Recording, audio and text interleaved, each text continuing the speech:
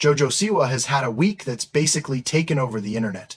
Fans, podcasts, memes, and social media, everything collided, and suddenly, JoJo was front and center in a storm that nobody saw coming. From concert drama in Glasgow to revisiting old podcast tensions, she's reminding everyone that there's more to JoJo than the bows, glitter, and rainbow outfits. People thought they knew her, but this week proved otherwise. Want to see what happens when you do something like this? Your hoodie? Can you get him out of here? I'm serious. Now. Take him out. Come on. No, you're not going to come to my concert and bring a hoodie making fun of me. No way. No way, man. Thank you for coming. I appreciate it. But we only got room for infinity hearts in here, right? Not in my house, baby. Before we proceed, subscribe and stick around, because the part of this story that nobody is talking about yet, that's coming in the next videos very soon. At the start of the week, headlines were buzzing about JoJo kicking a fan out of her show in Glasgow, Scotland. The reason? A hoodie. But not just any hoodie, it had a photo of JoJo photoshopped onto an egg. Yep, an egg. A fan thought it would be funny, probably expecting JoJo to laugh along, maybe even applaud the joke. Instead, JoJo stopped the show, asked the fan to be removed, and made it clear, no one gets to make fun of her in her house. The moment went viral almost immediately. TikToks and clips flooded social media, and the reactions were all over the place. Some fans were shocked, calling it overreacting. Others pointed out that JoJo has had a long history of being mocked online, especially about her hairline. Remember the jokes about her ponytail being too tight, or memes about her hairline? JoJo has been subject to those jokes since she was a kid.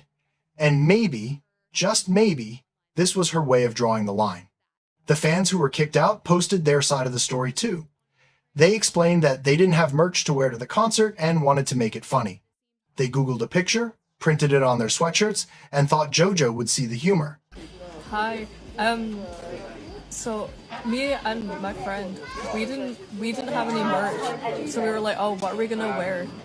And we were like, oh, let's just print out a picture and like stick it on our clothes, and it'll be funny, and like JoJo has a good sense of humor, so she'll laugh as well. So we just googled funny JoJo Siwa picture and then screenshotted the first thing that came up. We didn't look what it was from or anything like that.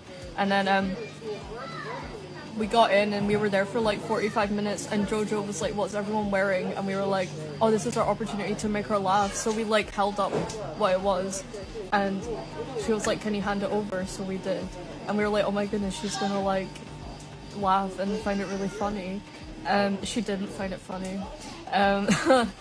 She kicked us out, and then people started posting videos about it and saying we threw it at her when we didn't throw it. We handed it over through security.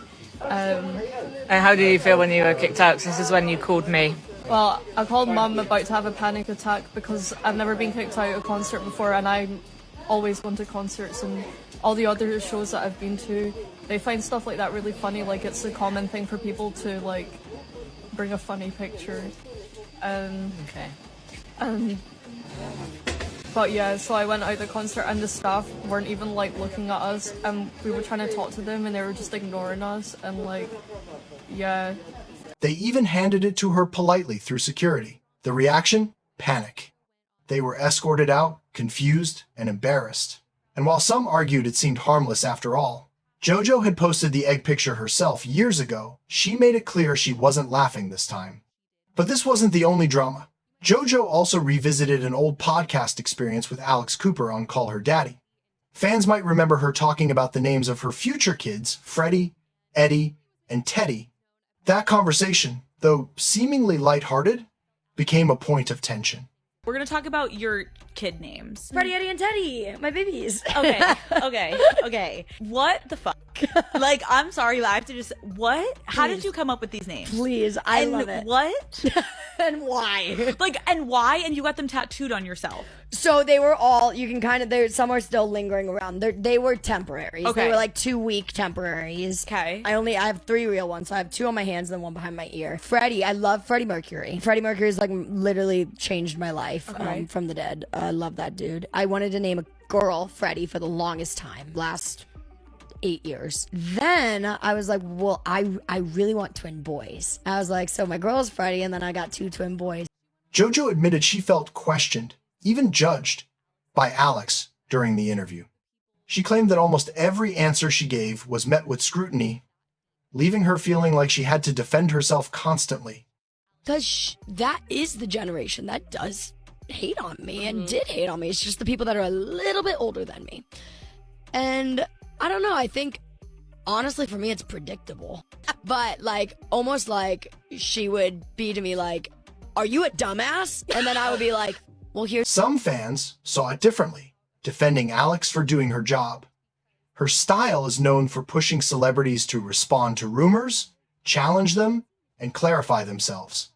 Others, however, sided with JoJo, saying she had every right to feel scrutinized and that being constantly judged online is exhausting, especially when you've spent years as a public figure constantly in the spotlight.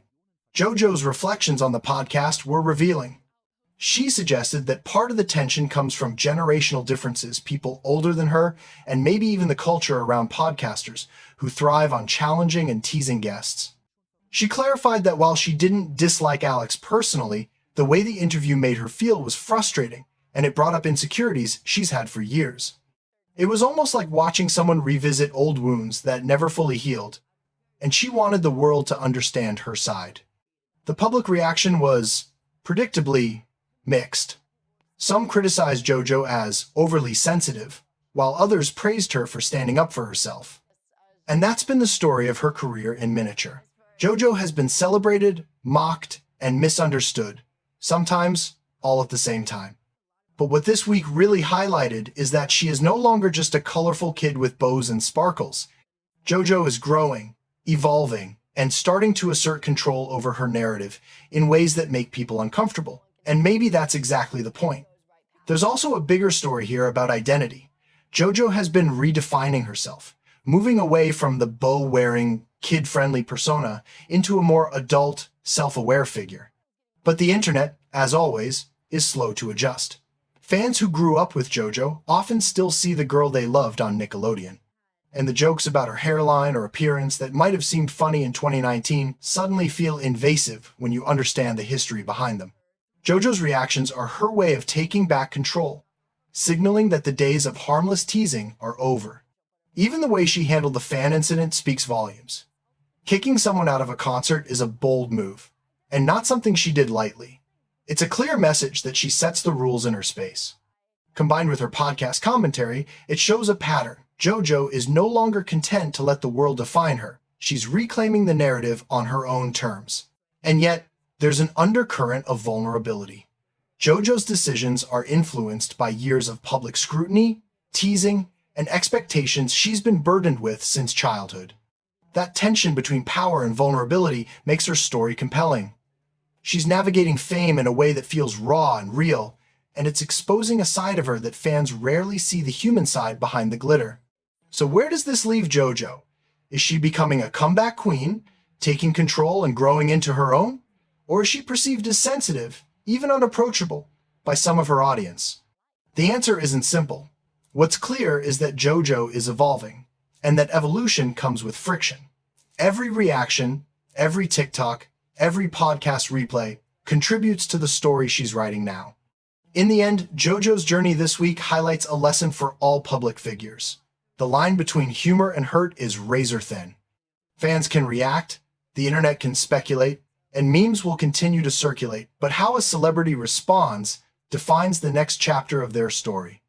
JoJo Siwa, whether you love her or have always had critiques, is proving she's more than just her image, more than her brand, and more than the memes. She's a force carving out her own narrative, and people are watching every move. So, what do you think? Was JoJo right to kick the fan out? Is revisiting that podcast a power move or a grudging reflection? Are we seeing the real JoJo for the first time? Or is this just another chapter in a complicated public persona?